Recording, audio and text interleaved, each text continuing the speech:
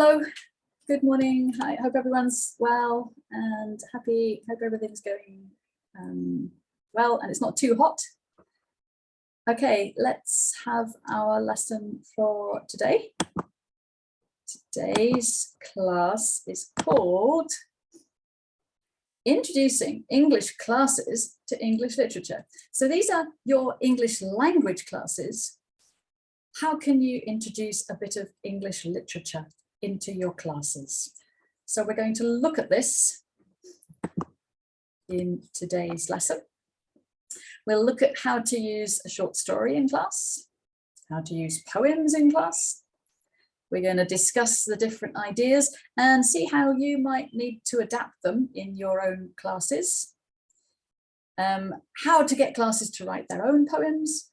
And your homework this week is going to be to try out some of the tasks in your classes. If you don't have classes this year, then you can borrow a class, like I think it was Umaro did the other week, or you can observe classes that your colleagues are teaching and help them to use the stories and poems. Okay, let's get going.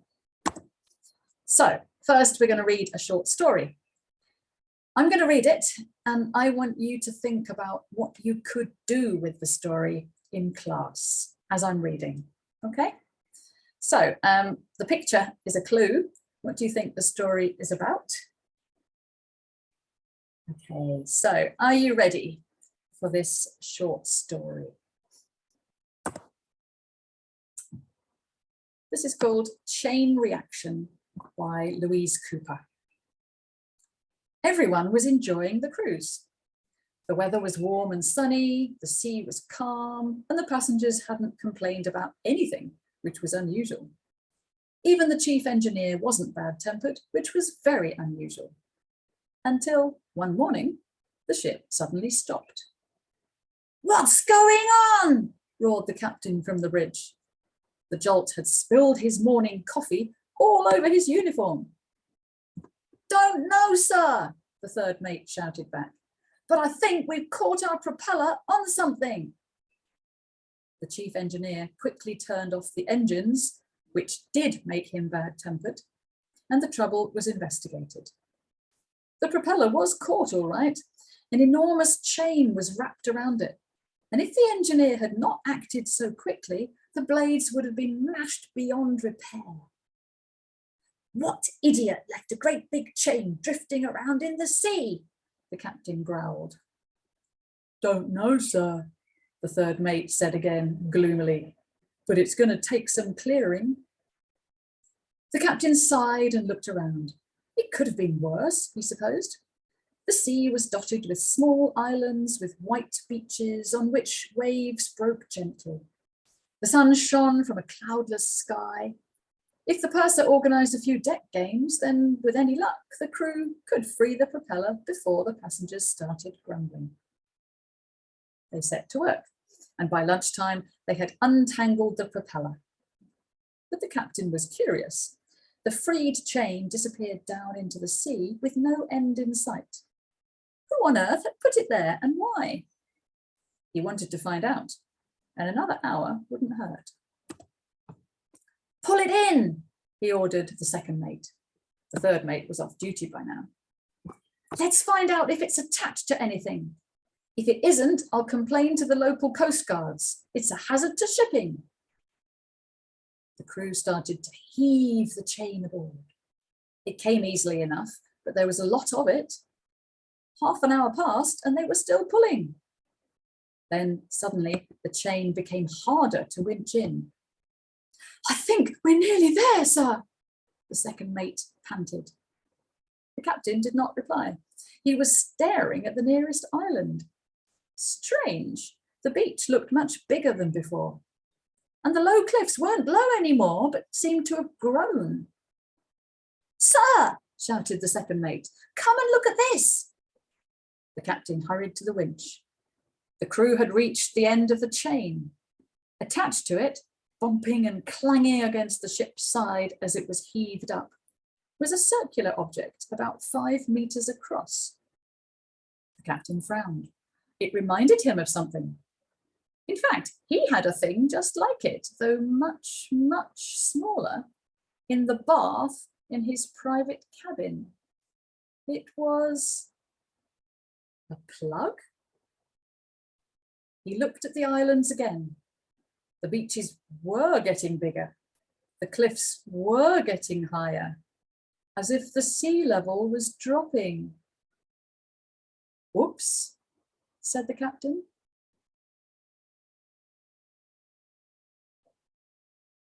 Okay, if you'd like to read it again, I'll go back and you can pause the first half here.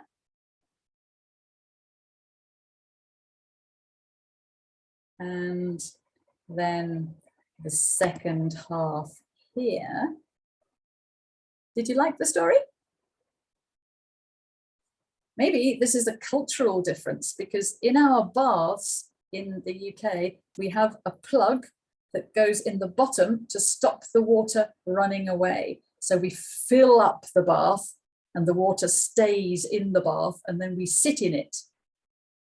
Or we can have a shower, which the water runs away.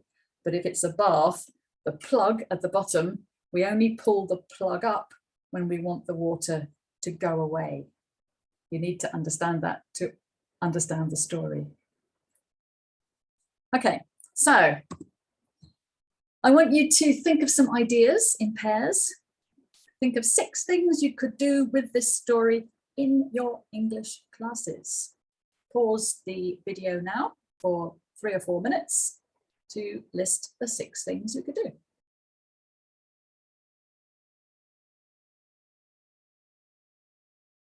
Okay.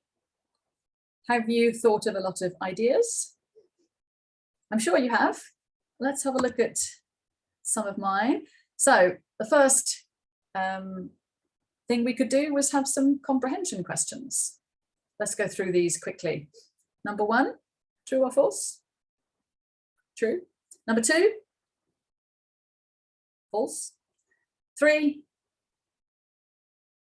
true. 4, false. 5, true. 6, true. No, false.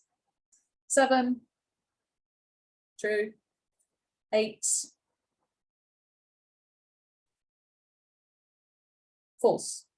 9, false. And 10, true. True, false is a nice way of asking comprehension questions to check people have understood. If you want to do this, you can pause the screen and do the questions and look back at the story. A second idea, what else can we do with the story? We could do some grammar work. I want you to do this now. So you have to match the first half of the sentence on the left, A, B, C, D, E, with the second half of each sentence on the right, 1, 2, 3, 4, 5. Pause now and match the halves of the sentences.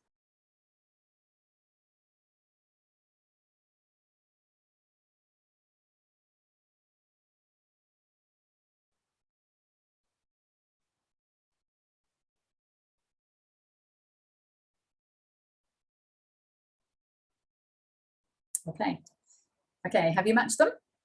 Let's have a look.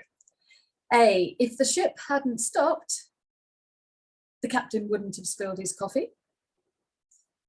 If the engineer hadn't acted quickly, the propeller blades would have been damaged. If the ship hadn't stopped in a beautiful place, it could have been worse. If the crew hadn't pulled the chain, they wouldn't have found the plug.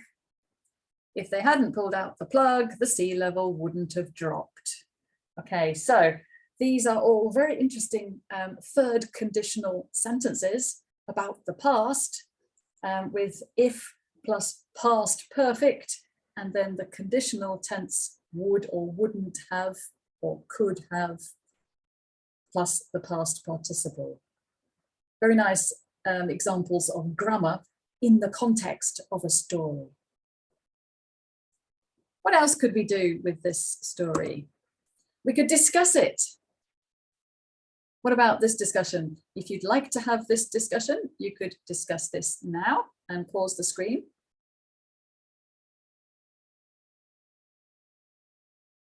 This would be quite nice for students to discuss, wouldn't it? Their own experiences of being on a boat and where they would like to go on a boat and whether they like boats in general or not. Okay, more ideas. Here are more and more ideas. 1, 2, 3, 4, 5, 6, 7, 8 more ideas. So what else we could do is a traditional dictation. The teacher can read out the story and dictate it for students to write. You could do a running dictation like we did in class, where you put the text on the wall and one person runs with a chunk of the text in their head to dictate it to the others. You could have a pair dictation where you give half the story to each person in a pair and they dictate half each to their partner. A dictogloss where you read the story normal speed once or twice and they make notes and then they reconstruct the story. Number 8, you could get them to practice reading sub-skills, predict what you think the story is going to be about, scan for example, how many people are mentioned, skim for, is it a positive or negative story? Is it happy or sad? Scanning and skimming are to encourage very quick initial reading. And then you could have reading for detail, for example, for those comprehension questions. 9, you could do some vocabulary work. You can match the words, you can translate the words, you can do an exercise where you find a word that means something, complain, moan. You could cut up the story, number 10, into separate sentences. Give the sentences to groups of students. They read them and put them in order. So they're piecing the story together from different sentences. And number 11, you could get them to read it and act out the story. Do a little play about the story. That would be quite good fun to do. In fact, anything except getting the students to read it aloud. We don't want them reading it aloud because they won't be able to read it very well. And it will spoil all the enjoyment for them, I think. Out of those 11 ideas, and more if you have them, which of these ideas would work in your classes? Why not? Which of the ideas wouldn't work? Would you need to adapt them, adapt the text or the exercises or the tasks? Okay, so I'm going to go back to the next screen before, and I want you to think in pairs, discussing all these different ideas. Would they work or not? So we've got comprehension questions, grammar, discussion, and all those other ideas. I want you to pause the video now for 5 minutes or so to discuss. Okay.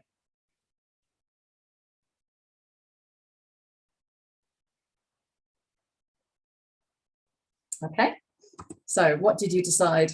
Could you do all of them? Most ideas need to be adapted. And I think some of you have got some very good ideas about how to adapt to your own lessons. You could, for example, have this story on a laminated piece of paper from the laminator, and then give it to students to read, maybe have enough for half the class. They can read it in pairs. Okay, you could simplify it maybe. Okay, we're now going to read some poems. We've done the story and discussed the ideas. We've got some very nice short poems now. I want you to think of 11 things you could do with this poem as I'm reading it. What do you think the poem is about? Look at the pictures to give you a clue. Okay. Before we read it, I want you to create the poem.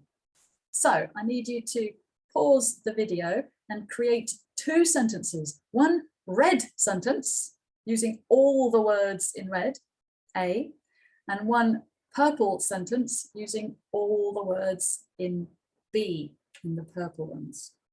Okay, pause the video and create the poem.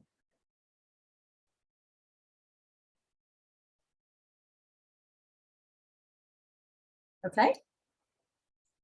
Did you put them in the right order? It's very, very good exercise for creativity and contextualization to create the sentences from words in the wrong order.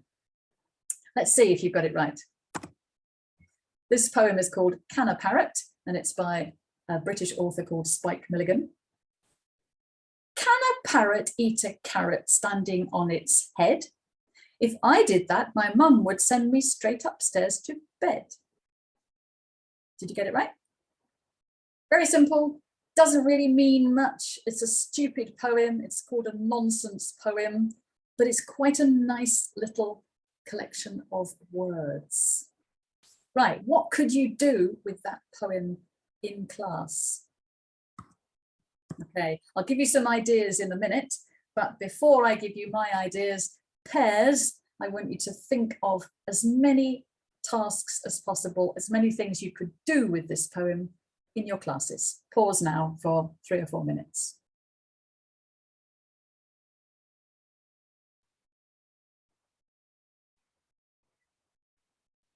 Okay.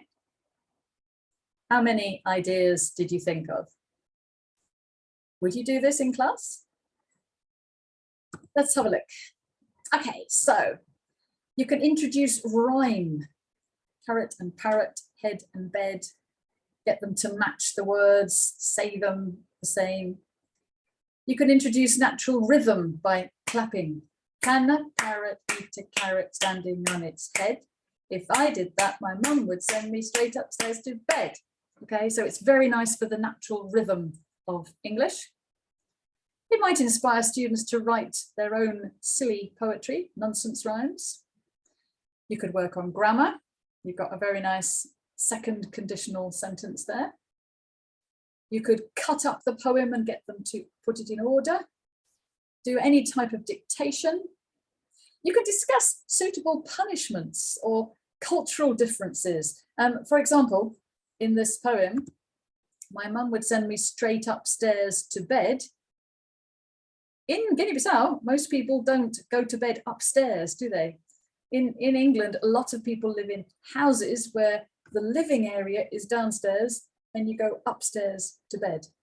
And if the mother is cross with the children, the mum says, up to bed, straight up to bed now.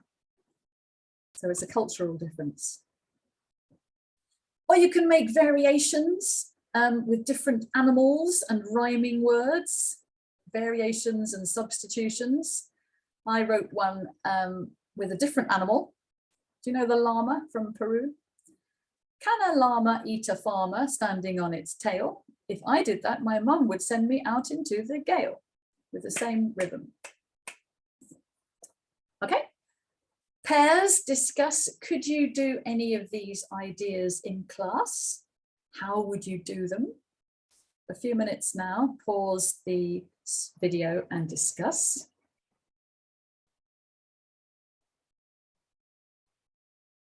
Okay, if you have any questions about how you would do any of these classroom ideas, then write in the WhatsApp group and I'll answer you later. Here's another poem, but first you need to do the task. So this is a gap fill exercise. There are 6 gaps and 6 red words at the top. I want you to pause and read it and find out where all the words go. Okay, pause now for 2 or 3 minutes.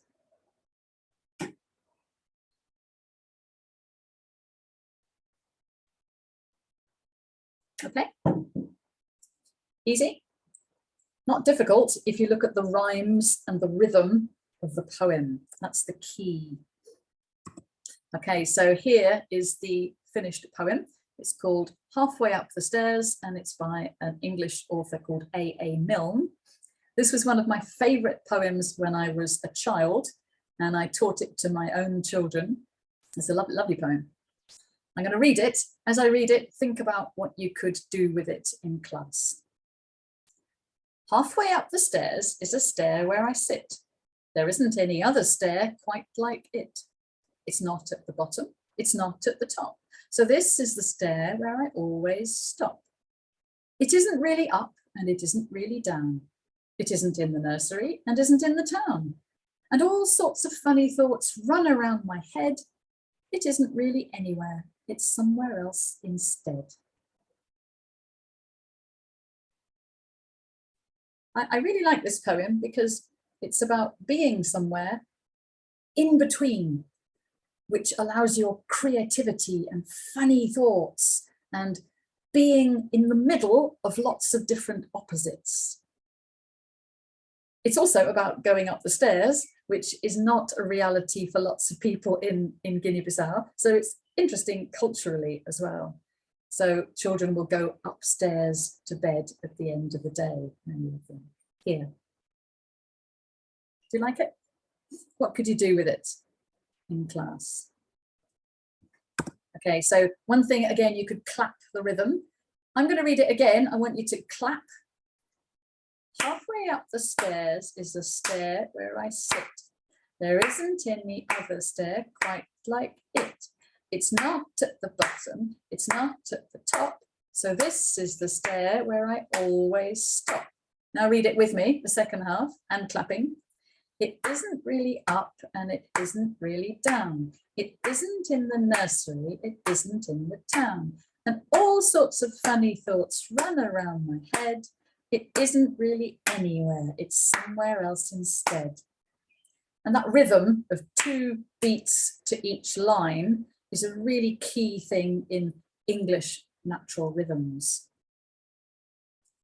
Okay, another one. I'm going to show you a few more poems, read them to you and see if you could use them in class. This is another one by A. Milne. I often wish I were a king and then I could do anything. If only I were king of Spain, I'd take my hat off in the rain. If only I were king of France, I wouldn't brush my hair for aunts. I think if I were king of Greece, I'd push things off the mantelpiece. If I were king of Norway, I'd ask an elephant to stay. If I were king of Babylon, I'd leave my button gloves undone. If I were king of Timbuktu, I'd think of lovely things to do. If I were king of anything, I'd tell the soldiers, I'm the king. It's a nice practice of the second conditional, imaginary. It's rhyming. You could think of any other countries that they could rhyme and might make more verses. Nice poem. Okay, another one. This one is a very powerful poem. Let's have a look at this. This is called Still I Rise by Maya Angelou. And there's a picture of her there. This is probably for older students.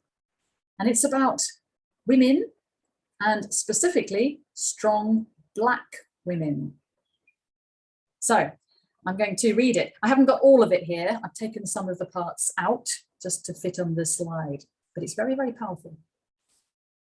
You may write me down in history with your bitter, twisted lies. You may tread me in the very dirt, but still, like dust, I'll rise. Just like moons and like suns with the certainty of tides, just like hope springing high, still I'll rise. Did you want to see me broken, bowed head and lowered eyes, shoulders falling down like teardrops weakened by my soulful cries? Does my haughtiness offend you? Don't you take it awful hard because I laugh like I've got gold mines digging in my own backyard? You may shoot me with your words. You may cut me with your eyes. You may kill me with your hatefulness, but still, like air, I'll rise. Out of the huts of history's shame, I rise. Up from a past that's rooted in pain, I rise. I'm a black ocean, leaping and wide, welling and swelling, I bear in the tide. Leaving behind nights of terror and fear, I rise. Into a daybreak that's wondrously clear, I rise. Bringing the gifts that my ancestors gave, I am the dream and the hope of the slave. I rise, I rise, I rise. Beautiful, very powerful poem about empowering minorities to rise to where they deserve to be in history and in the present day. Very powerful feminist she is. Could you use that in class? Okay. One more. I like this one. This is called When I Am Old by a poet called Jenny Joseph.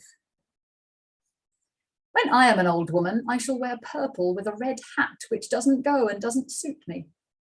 And I shall spend my pension on brandy and summer gloves and satin sandals and say we've no money for butter. I shall sit down on the pavement when I'm tired and gobble up samples in shops and press alarm bells and run my stick along the public railings and make up for the sobriety of my youth. I shall go out in my slippers in the rain and pick flowers in other people's gardens and learn to spit. You can wear terrible shirts and grow more fat and eat 3 pounds of sausages at a go, or only bread and pickle for a week, and hoard pens and pencils and beer mats and things in boxes. But now we must have clothes that keep us dry and pay our rent and not swear in the street and set a good example for the children. We must have friends to dinner and read the papers. But maybe I ought to practice a little now, so people who know me are not too shocked and surprised when suddenly I am old and start to wear purple. So this is about how society controls us and how society forces us to do certain things. And then when we get older, we get free of all those expectations of society and we can do what we want to do. Maybe people shouldn't be so restricted all along. Okay. Let's think finally about writing some poetry. This is a really good task to do in class with students because anyone can write poetry, as we saw in the first class with acrostics. Now, you can get everyone's favorite words and put them on the board, or you can give them these words and get students to write a short poem. Can you write a poem using some of these words and others? Pause now and write your poem.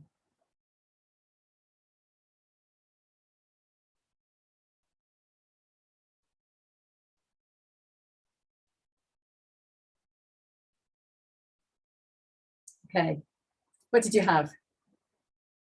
It should be a very beautiful poem, something like the butterflies flying in the beauty of the nature, the flowers and the sky with lovely candles, the deep cool water of the rivers make me happy flying above the clouds, something like that. Okay, nice and poetic. It makes students feel good to write a poem of their own sometimes. Doesn't have to be accurate, doesn't have to be correct.